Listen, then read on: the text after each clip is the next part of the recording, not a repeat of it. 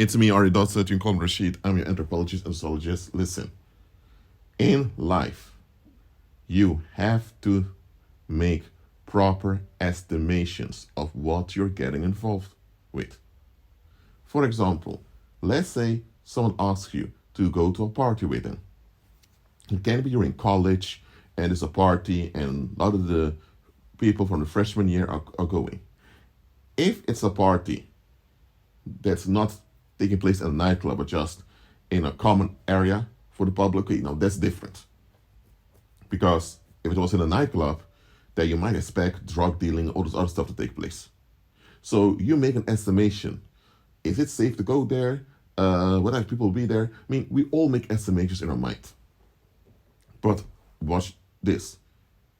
Often we make estimations on the wrong criteria. For example, going to a party. You want to know where's the party? If the party is at some empty warehouse near the highway, because sometimes if you're on people doing parties of that, you may think, you know what, an empty warehouse near the highway, that can be quite risky. I mean, what if people are kidnapped, or what if they're drug dealers over there, or whatever, or human traffickers? So you think, no, if it's in the city center where there are a lot of people coming and going with a lot of security cameras, okay, I estimate that's safer. So you're more likely to go to the party if it's in a more controlled environment. Or maybe you're not into parties at all, but you just go anyway just to have a social bond with your peers. Because sometimes it's important to give in to what other people want to form a bond with them. You can't always just withdraw yourself all the time. But anyway, that's based on the estimation you make of, is it worth it? Now, when you make estimations as a believer, it has to follow one criteria. You have to ask the following question: how will this affect God's plan for my life? And God's universal plan for your life is for you to operate in life in abundance. We know that. I'm not talking about the specific plan of God for your life, which often God doesn't even reveal to you directly. God just guides you into it. But the universal plan of God for your life, which is the universal plan for every believer, is to walk in life in abundance. So you know that plan that God has for your life. Okay? So you need to make the following estimation. Is this going to contribute to God's plan for my life?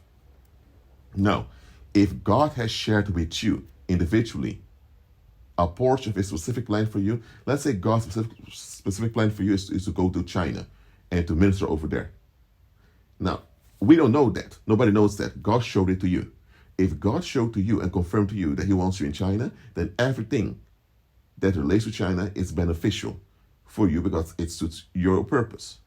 But another believer who does not have this mission from God to go to China, to them, add relate to China may be a hinder because God may have a different individual purpose for them. But here's the thing: God seldom reveals his individual purpose for you to you, nor to other people. Sometimes he does, but that's up to God. He decides when it's the best to reveal that. But you have to look at his universal plan for you. And if you know some of his individual plan for you, then of course you consider that too. So whether it's the universal plan of God for you or the individual plan of God for you, you need to ask yourself, is this going to benefit God's plan for my life? Or is it going to contribute to God's plan for my life? I know I use different words because I'm the following. Will this contribute to God's plan for my life? You need to ask that question. Because understand this. Something can be a blessing for you, or it can be a toxic burden. Okay, for example, you want to get a car. You already have your driver's license, so that's already taken care of. Now you want to have a car. Now, because you say with a car, I can transport myself from place to place without relying on public transport. Because in public transport, you have a lot of those toxic people who carry their bad tensions, and you don't want to be involved with that. You just want to have your own transportation. Fair enough. There are benefits having your own car. Absolutely. But look at this. Look at your financial situation. You getting a car now means that you have to spend money on gasoline, or maybe your car's electric, so then you don't have the gasoline cost. But anyway, you have to pay insurance for the car. There are certain roads around you have to pay toll to drive upon. It also means that you have to wash your car from time to time. You have to pay the insurance for the car. I mentioned it already, but anyway, you have to pay insurance. It also means now that you have the car, besides financial costs, now you have people looking at you differently. Now you have people being envious and jealous of you because you have this nice car. It can be your leasing car, not buying the car, but anyway, whether you lease the car or buy the car, the fact is you have an advantage now. Other people feel a certain way about your advantage. So let's say the people around you are more likely to be upset with you having this new advantage, having your own car. So now you have a lot of psychic tension hitting you. And this psychic tension can even cause car accidents while you're on the road. Because if you're under psychic violence, if you're under psychic attack, and you're on the road driving, and your brain malfunctions because of it, man, that's a big problem, both for you and other people on the road. So you have the financial costs, which is a little bit of a challenge for you, not that much, but you also have the psychic challenge coming with it too. Now, if overall getting that car means that you have to be more stressed out in daily life because of the psychic violence against you, then it may be best for you not to have a car, because that car will become a toxic burden onto you. But what if you really need the car for your job or for your business? Now that's different. In this case, you deal with the psychic tension, with decreased declaration as you counter it. But what this one wants you to understand, if you get in that car will contribute to God's plan for your life, you should get the car, because the car will be a blessing then onto you. Because you can also use the car to transport other people who don't have a car or whatever. I'm not telling you to let people take advantage of you because you have a car, but you know what I mean. So it's not only the potential revenue you have to look at. You have to look at, will this assist me in God's mission for me? Or let's say you want to get a car, okay? And you get the car. Now you spend a lot of time and effort maintaining that car. That time and effort is at the expense of you fasting and praying. And let's say now a lot of people want to hang out with you because you have a car. Because you have the car, it's a motivation to hang out with you because you can break them places or whatever. So now you have more social context. Even though you know they're not really your friends, but you know you do want to be on good terms with other people. So now you have more social involvement, you have more care for the vehicle. All of that is at expense of you fasting and praying. But it's you fasting and praying that gives your energy field stable. It's you fasting and praying that enables you to shut down danger around you.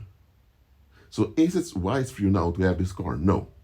Because if it goes at the expense of you fasting and praying, that means you are less effective in daily life. That means you're more vulnerable to danger too.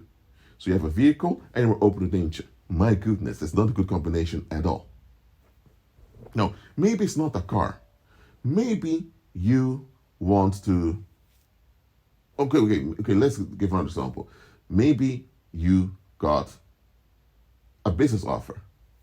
Someone offered you to become their partner in a joint business. It can be an online business in e-commerce. It doesn't have to be something physical, like being a plumber or an architect or whatever. So you are offered to be a partner in some e-commerce business. And it's legal, it's registered, and all of that.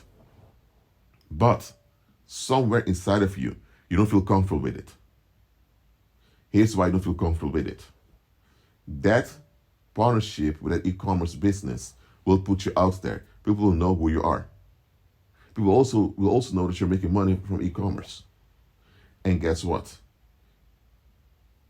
Because they know about you being involved in e-commerce, they're going to associate you with e-commerce. Yeah, of course. But what's the big problem with that then? Here it comes. You ought to walk in life in abundance. That's the universal plan of God for you. But here's the issue. A lot around you don't want you to operate in life in abundance. So yes, you become this partner in this e-commerce thing. It will bring in more money for you, absolutely. But in the long run, the resistance you'll get and attempts to set you up are going to drain you, take a toll on you and your family life.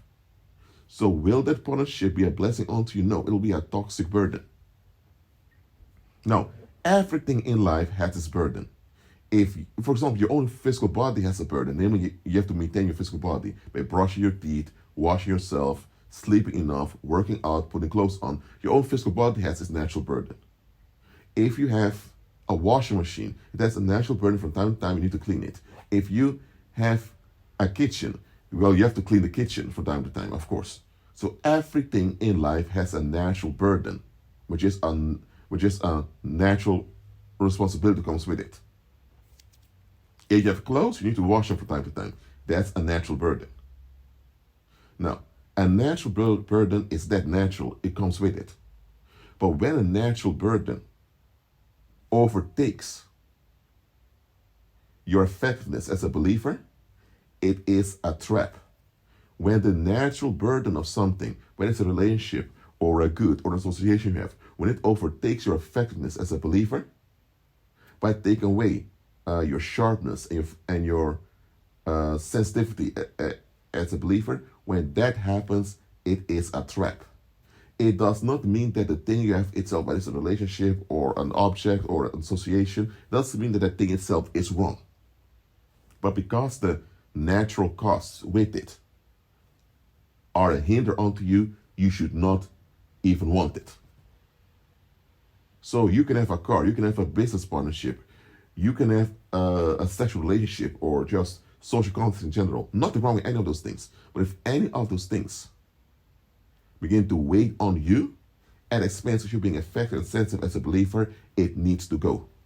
Those things may not be wrong nor evil nor bad in themselves, but they're not the best thing for you now.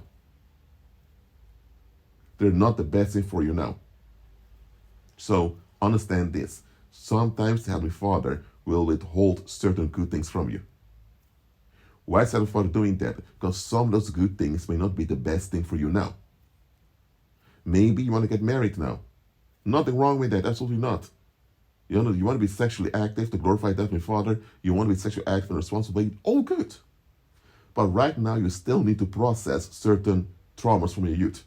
If you get a marriage partner right now, it will be a hell of a marriage. Does it mean that you wanting a marriage partner is wrong or bad or evil? Absolutely not. It's a good and beneficial thing. But not yet. Not now. And sometimes God is withholding certain things from you because those good things are good, but are not going to be good for you right now. Okay, when do you know when it's God withholding something?